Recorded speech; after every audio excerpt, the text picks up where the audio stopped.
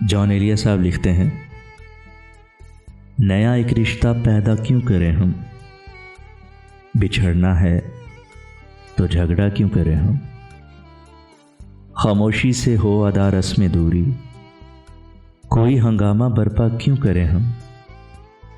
ये काफ़ी है कि हम दुश्मन नहीं हैं, वफादारी का दावा क्यों करें हम।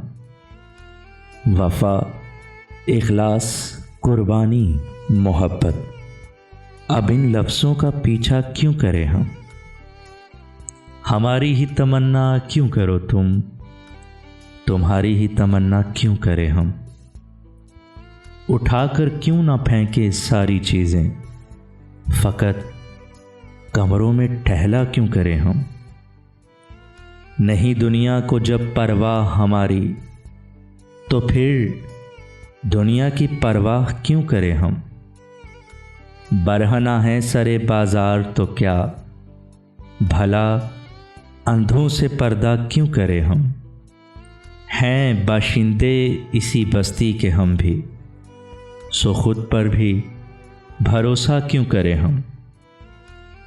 चबा लें क्यों ना खुद ही अपना ढांचा, तुम्हें रातब मुहैया क्यों करें हम।